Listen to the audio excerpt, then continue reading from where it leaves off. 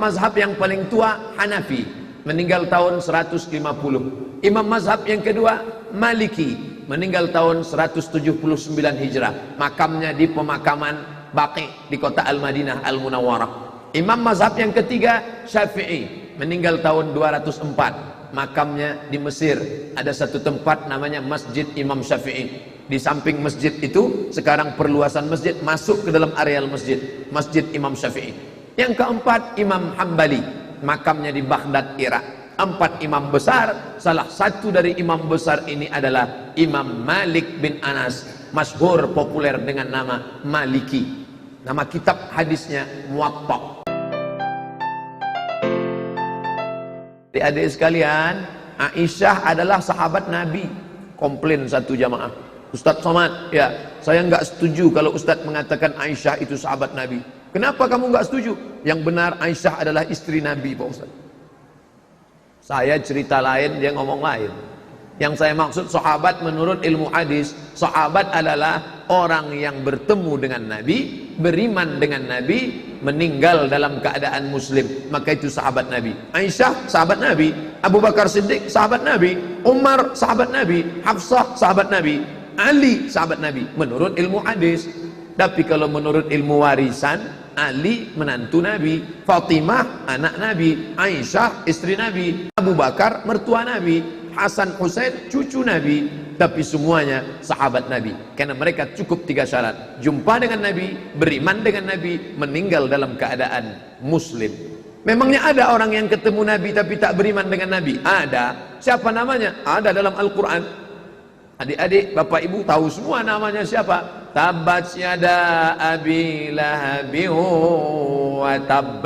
Abu Lahab, untuk menjadi sahabat Nabi, dia punya sepertiga, ketemu dengan Nabi, tapi dia tidak beriman dengan Nabi, dan dia mati dalam keadaan kafir, maka dia tidak disebut dengan sahabat Nabi.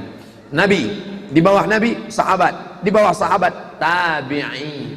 Tabi'i syaratnya 3, ketemu dengan sahabat Nabi, beriman dengan ajaran Islam, dan meninggal dalam keadaan muslim, maka dia disebut dengan tabi'i. Contoh, Al-Hasan Al-Basri. Banyak sekali nama orang Indonesia Al-Hasan Al-Basri. Menteri Hasan Basri Durin,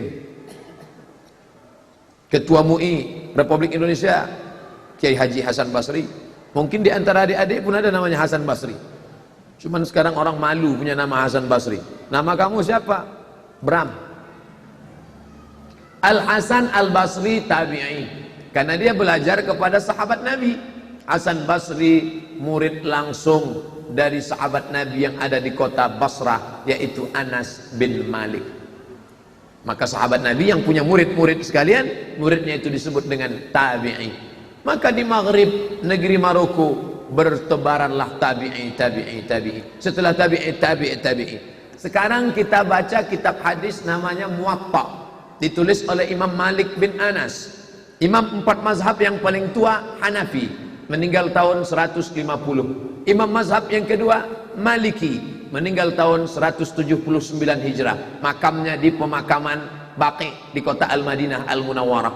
Imam mazhab yang ketiga Syafi'i, meninggal tahun 204. Makamnya di Mesir. Ada satu tempat namanya Masjid Imam Syafi'i. Di samping masjid itu sekarang perluasan masjid masuk ke dalam areal masjid, Masjid Imam Syafi'i. Yang keempat Imam Hambali, makamnya di Baghdad, Irak. 4 imam besar, salah satu dari imam besar ini adalah Imam Malik bin Anas, masyhur populer dengan nama Maliki. Nama kitab hadisnya Muwatta. Lebih tua dari Sahih Bukhari, lebih tua dari Sahih Muslim, lebih tua dari Sunan Abi Daud, Sunan Tirmidzi, Sunan Nasa'i, Sunan Ibnu Majah. Namanya Muwatta. Nama penulisnya Imam Malik, Muwatta Malik. Dan Imam Malik menulis kitab Muwatta yang kita baca sekarang, dicetak di penerbit Darul Fikri Beirut, yang dicetak di Darul Hadis Mesir. Itu semuanya diriwayatkan oleh orang Maghribi bernama Imam Yahya Ibnu Yahya Al-Laitsi. Karena Imam Malik punya riwayat Muwatta 14. Saya Ustadz Abdul Somad, ceramah saya diriwayatkan oleh murid-murid yang hadir ini dengan periwayatan macam-macam. Ada yang periwayatan Panasonic, ada yang periwayatan Sony, ada yang periwayatan Samsung. Maka banyak versi, banyak riwayat. Loh, kok bisa beda-beda riwayat? Ya majelisnya kan banyak. Ada riwayat dari Jakarta, yang kebetulan waktu saya tausiah di Jakarta dia dengar riwayat saya. Ada yang kebetulan di Bandung, Kabupaten Bandung. Ada yang kebetulan besok di kota Bandung. Maka banyak riwayat. Salah satu riwayat dari 14 riwayat kitab Muwatta Malik adalah oleh-oleh dari Maghribi Maroko, yaitu riwayat Muwatta Imam Yahya Ibnu Yahya Al-Laitsi. Adapun masalah perbuatan, maka semua kalangan salaf mengikut Nabi Muhammad sallallahu alaihi wasallam, maka mereka bergelar dengan salafus saleh. Tradisi yang sampai hari ini yang bisa kita ambil dari Maghribi Maroko itu apa? Program ngapal Quran untuk anak-anak kecil. Makanya didirikan namanya Darul Quran. Darul artinya rumah, Quran rumah Quran. Sekolah non formal. Sore-sore menjelang asar ke azan maghrib, anak-anak bawa lauh namanya. Lauh adalah semacam triplek tapi terbuat dari batu tulis. Adik-adik saya yakin tidak ada yang pernah menulis di batu tulis. Tapi untuk mak kita, ayah kita, kakek kita mungkin pernah belajar di batu tulis. Dia bisa ditulis, tapi nanti bisa dihapus, hilang. Besok ditulis lagi, dihapus. Semacam whiteboard. Tapi ini yang tradisional punya. Dan anak-anak di Maroko itu belajar dengan menggunakan lauh. Untuk apa? Mudah menghafal. Teknisnya, guru membacakan bacaan. Bismillahirrahmanirrahim. Murid ikut semua. Tabarakalladzi biyadihil mulku wa huwa ala kulli syai'in qadir. Karena Quran itu turunnya bukan kertas. Quran turun bukan dalam bentuk batu yang melayang-layang. Quran adalah suara. Suara Jibril didengar Nabi Muhammad, suara Nabi Muhammad didengar sahabat, suara sahabat didengar tabi'i, suara tabi'i didengar tabi'i, sampailah ke guru kita dan kita mendengar suara itu. Maka metode ini sampai hari ini masih berjalan. Namanya metode talqin. Guru membaca, murid mendengar. Enggak ada pakai tulisan. Dengar. Tabarakalladzi biyadihil mulku wa huwa ala kulli syai'in qadir. Tajwid nanti belakangan. Alladzi khalaqal mauta wal hayata liyabluwakum ayyukum ahsanu amala. Lalu kemudian setelah dia baca, ditulis di lauh. Tabarakalladzi biyadihil mulku wa huwa ala kulli syai'in qadir. Alladzi khalaqal mauta wal hayata liyabluwakum ayyukum ahsanu amala. Pertama dia lihat. Connect di kepalanya, dia lihat di mata, dia ingat di hati. Pertama lihat, hapus sedikit. Tapi bayang-bayangan tulisan masih ada. Hapus masih ada. Sampai akhirnya tulisan itu hilang, terhapus sama sekali. Tulisannya hilang, tapi di kepala tetap ada. Metode menghafal Al-Quran sampai hari ini masih tetap terjaga. Jadi kalau ada yang studi banding metode ngapal Quran, ini salah satu yang bisa diambil dari negeri Maghribi sampai hari ini menulis di batu tulis. Dan memang zaman Nabi sallallahu alaihi wasallam Al-Quran ditulis di 3 tempat. Pertama, tulang onta. Yang kedua, batu yang ceper. Yang ketiga, pelepah korma. Pelepah korma itu pangkalnya lebar, dipotong, itu bisa ditulis ayat Quran. Yang kedua, tulang onta. Tulang onta pada bagian pundak itu lebar, jemur kering, itu bisa untuk alat tulis. Dan batu tulis. Sampai hari ini masih mereka pakai metode itu baik. Kalau kita tidak punya batu tulis, mungkin pengganti batu tulis whiteboard bisa. Dan saya setiap ditanya, Ustadz, gimana cara menghafal yang baik? Pertama, hafal. Kalau saya pribadi, pagi, subuh, menjelang sholat subuh atau setelah sholat subuh, karena otak kita masih fresh, masih segar. Hafal dulu. Setelah selesai itu tulis. Ambil whiteboard kecil, tulis. Kalau kita menghafal cepat, tapi ketika dibaca pelan hilang. Dengan menulis, sekali menulis kualitasnya bisa 10 kali hafalan cepat. Tabarakalladzi biyadihil mulku wa ala kulli syai'in qadir alladzi khalaqal mauta wal hayata liyabluwakum ayyukum ahsanu amala. Begitu disuruh jadi imam maju ke depan, tabarakallah, hilang dia. Karena baca cepat dengan baca pelan beda. Tapi ketika orang menulis, maka menulis itu pelan. Tabarakalladzi. Makanya ujian Al-Azhar ada ujian tulisan. Pertama, hafal. Yang kedua, tulis. Yang ketiga, ingat baik-baik, kalau dia ayat Quran, baca dalam solat. Solat qabliyah subuh, solat qabliyah zuhur, solat ba'diyah zuhur, solat du'a, solat qabliyah asar, solat qabliyah maghrib, solat ba'diyah maghrib, solat qabliyah isya, solat ba'diyah isya, solat witir sebelum tidur, kalau witirnya sebelum tidur, solat tahajud malam, diulang-ulang bacaan. Kalau ayat Quran, hadis jangan dibaca dalam solat. Oleh sebab itu, tapi yang tidak kalah penting adalah syakautu ila waqi'in, aku melapor kepada Waqi'. Kata Imam Syafi'i. Imam Syafi'i punya guru namanya Waqi'. Saya melapor kepada Waqi'. Su'a hifzi, hafalan saya error, kacau. Fa arsadani ila tarkil ma'asi, fa arsyadani ila tarkil ma'asi. Kata Imam Waqi', tinggalkanlah perbuatan maksiat. Li'annal ilma nurun, karena ilmu adalah cahaya. Wa nurullah la yuhda lil 'asi. Allah tidak akan berikan cahaya, pencerahan, the likeness kepada orang yang banyak berbuat maksiat. Oleh sebab itu tinggalkan perbuatan maksiat. Alhamdulillah di Masjid Al-Fathu ini yang hadir saya lihat anak-anak muda semua, luar biasa.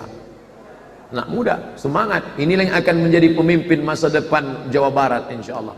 Amin ya rabbal alamin. Karena anak muda harapan, kata Presiden Soekarno, engkau berikan anak-anak muda kepadaku, maka aku akan goncangkan negeri ini. Makanya saya pun bangkit semangat ceramah ini karena anak-anak muda semua. Coba kalau isinya orang-orang tua, mungkin judulnya pun berubah. Adapun kajian kita adalah bagaimana salafus soleh menghadapi sakratul maut. Tapi hari ini justru masalah menuntut ilmu, masalah menulis manuskrip, masalah berpetualang menyampaikan Islam sampai ke negeri bernama Maghrib, di tempat tenggelam matahari. Hebatnya perjuangan mereka, dan itulah yang tidak putus dengan kematian. Sampai hari ini ada orang yang sholat di Maghribi, di Maroko, Aljazair, Tunisia, Mauritania, maka pahalanya mengalir kepada Uqbah bin Nafi, mengalir kepada tabi'in. Hidup harus cerdas, cermat, cerdas, smart. Ini sekarang ada namanya smartphone. Phone-nya yang smart, orangnya nggak smart. Kita harus smart beramal. Sudah tahu umur pendek, beramal rajin, tapi yang bisa mengalir sampai mati. Yang punya uang, beli tanah wakaf 500 meter, tidak punya duit 500 meter, 500.000 untuk semeter.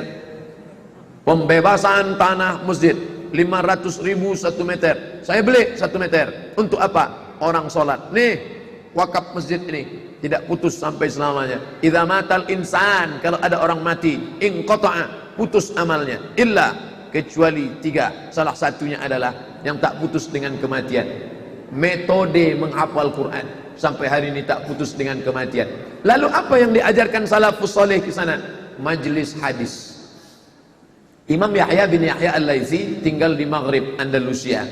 Dia sudah mendengar hadis itu dari gurunya, tapi dia merasa tidak, saya kok rasanya kurang sreg ya, saya mau ketemu langsung dengan Imam Malik. Waktu itu Imam Malik masih hidup di Madinah. Imam Yahya bin Yahya Al-Laitsi pergi ke kota Al-Madinah Al-Munawwarah hanya untuk mendengarkan hadis langsung dari Imam Malik bin Anas. Inilah yang disebut dengan ittisalus sanad. Sanadnya bersambung langsung dari Imam Yahya bin Yahya Al-Laitsi sampai kepada Malik bin Anas. Saya naik pesawat dari Casablanca ke Jeddah 6 jam. Bayangkan Imam Yahya bin Yahya Al-Laitsi berapa bulan naik onta dari Maghrib sampai, Maghribnya dia bukan Maroko sekarang, Andalusia, Spanyol. Dari Maghrib Spanyol nyebrang Laut Merah, lalu menyeberang Samudra Atlantik, lalu kemudian terus menelusuri Afrika Utara, menyeberang Laut Merah, baru sampai ke kota Al-Madinah Al-Munawwarah, hanya ingin mendengarkan hadis dari Imam Malik bin Anas, meninggal tahun 179. Kenapa riwayat dia yang dipakai? Riwayat Al-Qanabi kenapa dipakai tapi sedikit? Kenapa yang dipakai riwayat Imam Yahya bin Yahya Al-Laitsi? Karena riwayat Yahya bin Yahya Al-Laitsi adalah last edition. Setelah Imam Yahya bin Yahya Al-Laitsi mendengar dari Imam Malik bin Anas, dia tuliskan, meninggallah Imam Malik bin Anas. Subhanallah, tulisan tangan manuskrip kitab Malik bin Anas yang bernama Muwatta masih ada di Maroko sekarang, tempatnya Khizanah Malakiyah. Adik-adik yang nanti punya umur panjang, rezeki murah diberikan Allah, sampai ke negeri Maghrib, cari namanya Khizanah Malakiyah, tempat pengumpulan manuskrip-manuskrip kuno. Kalau kita sentuh kertasnya berubah menjadi debu karena sebagiannya sudah lapuk. Kertas ini tak lama tahan. Ini tak lama tahan. Kalau kena air bisa berubah. Mungkin sekian puluh tahun berubah menjadi tepung. Fotokopi, adik-adik yang suka memotokopi buku yang difotokopi 10 tahun itu kabarnya tintanya akan hilang. Maka belilah buku yang asli. Oh, jadi maksudnya buku Ustaz nggak boleh difotokopi? Boleh. Tapi buku fotokopi tintanya akan copot dan lain sebagainya. Bagaimana dengan manuskrip kuno bisa sampai hari ini ada di perpustakaan Khizanah Malakiyah Kerajaan Maroko? Ternyata mereka cerdas. Manuskrip itu difoto, dirobah menjadi PDF, maka disebut dengan pustaka digital. Jadi anak-anak yang sedang mau menulis disertasi, skripsi, mau penelitian, tinggal datang saja ke perpustakaan digital. Tanya penjaganya, saya sedang meneliti manuskrip Muwatta Imam Malik, umurnya berapa? 1200 tahun yang lalu. Mana bukunya? Ada. Tinggal klik. Layar screen, tinggal klik, touch screen, langsung nampak, kelihatan, di print, cetak, selesai, dapat. Saya menyangka di tempat kita perpustakaan sudah canggih. Saya pun pergi ke salah satu perpustakaan, saya tanya, Mbak, sama penjaganya, saya mau cari manuskrip tulisan-tulisan lama ulama Nusantara. Di ruangan mana ya? Terus dia nanya ke saya, Pak, manuskrip itu apa? Saya mau cari manuskrip, dia malah nanya saya balik. Artinya akhirnya lama-lama saya dapat juga katalog manuskrip. Judul kitab jumlah halaman sekian, ditulis menurut gaya Arab ini, letaknya di rumah Pak Anu. Loh, manuskrip kok letaknya di rumah Pak Anu? Ternyata orang kita yang punya penyimpanan manuskrip warisan kakek buyut nenek moyangnya itu disimpan, diikat pakai kain putih, digantungkan di atas atap. Nanti kalau diambil, jinnya datang katanya. Kebetulan ada seorang peneliti dari Jakarta meneliti di salah satu daerah. Katanya di situ ada manuskrip kuno. Lalu dia tanya, Pak, ya kabarnya menurut info-info Bapak punya manuskrip buku klasik di sini ya? Ya, saya punya. Mana bukunya Pak? Ada di atas atap. Boleh kami tengok? Oh, nggak boleh dibuka. Nanti kalau dibuka, roh leluhur ngamuk. Tolonglah Pak, ini penelitian saya sedang nulis disertasi S3, kata sahabat ini. Oke lah. Oh, akhirnya dia manjat ke atas atap rumah, dibuka. Itu pun pakai mantra-mantra. Buka. Setelah dibuka mau dipoto, nggak boleh dipoto. Tolonglah Pak, saya mau pulang ke Jakarta, gimana bahannya? Oke, foto. Setelah dipoto bawa pulang. 3 hari sesudah itu anak bapak itu meninggal. Langsung dia salahkan. Ini gara-gara manuskrip dibuka anak saya meninggal. Artinya keyakinan, makanya susah untuk mengkodifikasi, untuk membuatkan perpustakaan digitalisasi. Alhamdulillah sampai hari ini tradisi mengajarkan hadis itu sampai ada. Makanya muncullah ulama hadis dari negeri Maghrib. Siapa namanya? Syekh Abdullah bin Siddiq Al-Ghumari, Syekh Abdul Aziz bin Siddiq Al-Ghumari, Syekh Ahmad bin Siddiq Al-Ghumari, yang terkenal dengan keluarga Siddiqiyah. Kebetulan ada salah seorang orang kaya, rumahnya banyak, vilanya hebat. Lalu salah satu vilanya itu dia wakafkan ke salah seorang raja Maroko bernama Raja Hasan II. Raja Hasan II, ya, saya punya villa rumah besar nih. Untuk apa saya mati meninggalkan rumah besar? Mati tidak ada gunanya, rumah tidak akan dibawa mati. Jadi kalau gitu gimana? Saya mau wakafkan rumah ini sebagai tempat belajar hadis. Maka rumah itu diterima oleh Raja Hasan, didirikanlah lembaga itu bernama Darul Hadis Al-Hasaniyah. Kenapa di ujungnya ada Al-Hasaniyah? Untuk mengambil nama Raja Hasan. Darul Hadis Al-Hasaniyah, letaknya di Rabat. Artinya apa? Di sana diajarkan tradisi belajar hadis sampailah ke zaman sekarang. Tidak ada belajar fikih, tidak ada bahasa Arab, tidak ada. Pokoknya di sana hanya belajar hadis saja. Loh, gimana orang bisa belajar hadis kalau nggak belajar bahasa Arab? S1 sudah belajar bahasa Arab, karena dia hanya S2 saja. Setahun menerima siswa 20 orang, 15 orang berkebangsaan Maroko, yang 5 terserahlah dari mana saja. Yang penting mau mendaftar. Saya mendapat beasiswa tahun 2004. Saya angkatan 2004 masuk ke Darul Hadis. Semuanya isinya orang Maroko dan beberapa orang Afrika. Maka ketika syekhnya masuk ke dalam, dia lihat, ini siswa baru kita syekh. Oh, ada makhluk yang aneh itu di belakang. Tahun 2004, kemudian saya selesai di akhir 2006, karena dia hanya belajar 2 tahun saja untuk program S2.